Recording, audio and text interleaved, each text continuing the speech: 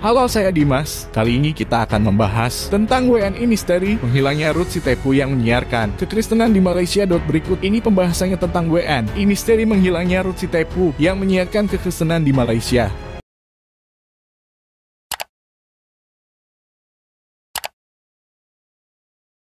Penyelidikan kasus menghilangnya warga Indonesia bernama Ruth Sitepu kembali digulirkan Suhakam Komisi Hak Asasi Manusia Malaysia. Sesi penyelidikan terbaru digelar panel Suhakam di Kuala Lumpur 24 Agustus lalu. Ruth dan suaminya Joshua Hill secara misterius hilang pada November 2016. Nyaris 4 tahun berlalu namun belum ada titik terang apakah mereka dihilangkan secara paksa atau sengaja menghilangkan diri. Namun pihak keluarga menduga keduanya raib karena sejumlah kalangan di Malaysia antipati terhadap Ruth dan Joshua. Pangkalnya pasangan itu kerap mengajak orang untuk memeluk agama Kristen. Seorang pegiat HAM senior di Malaysia menyebut Ruth dan Joshua hilang dalam waktu berdekatan dengan hilangnya seorang pendeta Kristen dan seorang pekerja sosial. Ini kasus sensitif di Malaysia karena menyangkut pendeta Kristen yang tidak disukai segolongan Muslim di Malaysia, kata Rama Ramanathan, juru bicara Citizen Action Group on Enforced di Sabah Aranja, CAGED. Bagaimanapun Suhakam tidak akan mempublikasikan kesaksian dan bukti yang mereka peroleh saat penyelidikan masih berlangsung. Kalaupun dia salah, tolong pulangkan dia. Pasangan Ruth Rudatanga Sitepu dan Joshua Hilmi menikah di sebuah gereja pada Oktober 2004 di Batam. Tahun 2002 Ruth pernah bekerja di kota Ipoh yang berada di negara bagian Perak. Tapi dia baru benar-benar menetap di Malaysia tahun 2007. Joshua yang tercatat sebagai warga negara Malaysia menurut dokumen Suhakam berasal dari kota Taiping, Perak. Dia adalah seorang Muslim namun kemudian beralih memeluk agama Kristen dan aktif mengajar Kristenan. Di Malaysia, kata Ramram Elizabeth, adik Ruth yang tinggal di Sumatera Utara, pasangan itu sehari-hari menyiarkan kekristenan. Dia sering ajak orang masuk Kristen jadi banyak orang tidak suka. Suaminya pernah cerita, dia bilang kami hanya mengajak kalau mereka mau, ya sudah, kata Elizabeth via telepon. Mendakwakan ajaran agama lain ke kalangan Muslim merupakan perbuatan terlarang di Malaysia. Pemeluk Islam yang hendak beralih ke agama lain pun wajib memohon izin kepada Mahkamah Syariah dan menyatakan diri sebagai seorang murtad. Kami, termasuk anggota keluarga yang Kristen, sering nasihati dia, jangan ajak-ajak orang, kalau memang sudah nyaman dengan agamamu.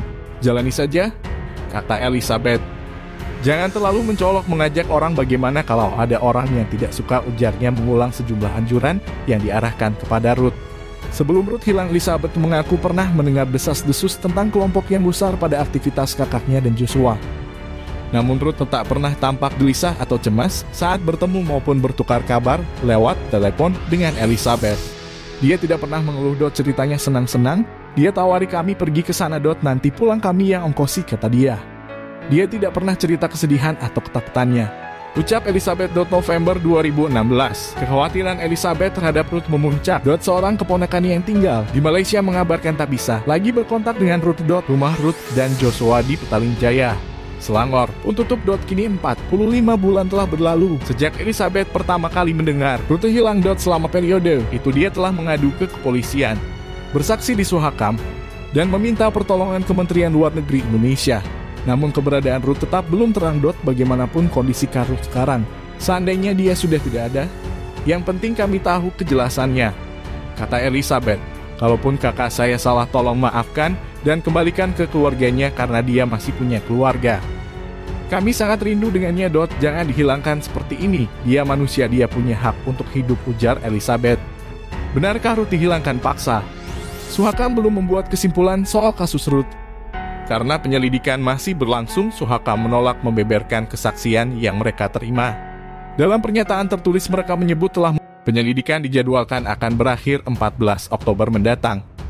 Setelah itu Suhakam akan menyusun kesimpulan berdasarkan temuan yang mereka dapatkan. BBC Indonesia telah mengajukan pertanyaan tertulis kepada Jabatan Siasatan Jenayah terkait kasus ini.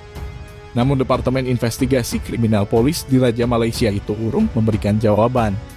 Rama Ramanathan, aktivis CAGED, sebuah kelompok sipil yang mengadvokasi korban penghilangan paksa, menyebut kasus Ruth rumit. Menurutnya upaya pengungkapan fakta kasus terganjal karena belum ada saksi yang mengaku melihat Ruth dan Joshua diculik. Hal berkebalikan terjadi pada kasus hilangnya Amri Cemat, aktivis sosial yang dituduh menyiarkan ajaran Syiah, dan pendeta Raymond Koh yang dianggap menyebarkan kekristenan di Malaysia. Amri hilang 6 hari sebelum Ruth dan Joshua, sedangkan Raymond Ray pada 13 Februari 2017. Ada saksi yang melihat mobil Raymond dan begitu pula dalam kasus Amri, kata Rama.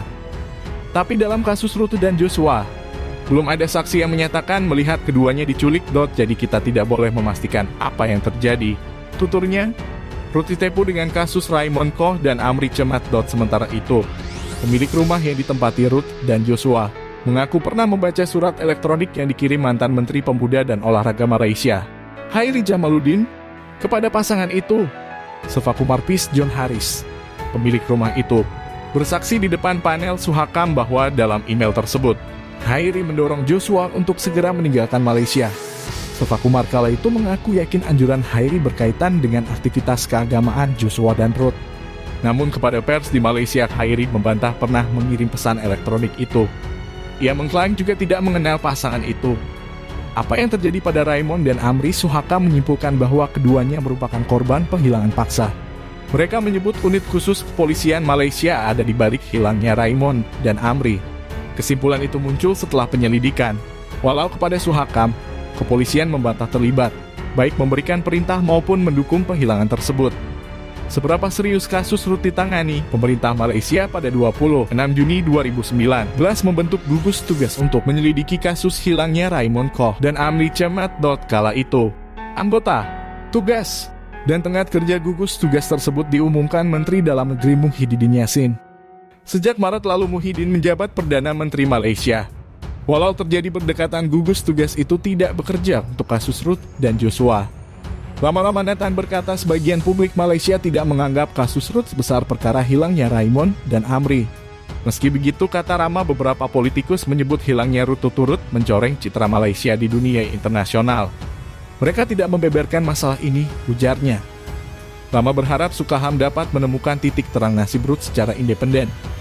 Komposisi Suhakam adalah orang-orang yang bisa dipercayai. Jadi mereka bisa dibilang serius. Ada forum dengar kesaksian yang bisa dilihat publik, kata dia. Apa yang sudah dilakukan pemerintah Indonesia untuk Ruth? Elizabeth menyebut seorang staf kedutaan besar Indonesia di Kuala Lumpur pernah berkata kepadanya bahwa kasus Ruth merupakan perkara besar. Mereka bilang harus sama-sama berusaha agar Ruth dapat ditemukan, ujar Elizabeth. Setelah perjumpaan dengan pihak kedutaan saat bersaksi di Suhakam, Maret lalu, Elizabeth belum mendapat kabar terbaru dari perwakilan Indonesia di Malaysia itu.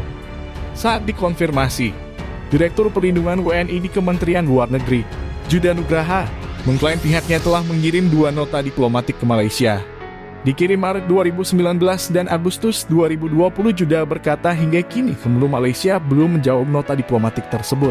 Kami menyampaikan perhatian pada proses investigasi yang belum menunjukkan perkembangan signifikan. Kami mendorong mereka melakukan langkah untuk mempercepat investigasi, kata Judah. Judah menyebut pihaknya juga memantau proses penyelidikan Suhakam serta kesimpulan Badan HAM Malaysia itu soal dugaan penghilangan paksa Raymond Koh dan Amri Cemat. Tantangannya, hingga saat ini belum ada bukti soal keterkaitan 3 kasus itu. Kami tunggu investigasi Suhakam. Mungkin akan ada bukti baru, ucap Judah. Nah, itu tadi pembahasan tentang WNI misteri menghilangnya Ruth Sitepu yang menyiarkan kekristenan di Malaysia. Apa pendapatmu, dan jangan lupa tinggalkan pesanmu di kolom komentar. Terima kasih sudah menonton video ini. Salam toleransi.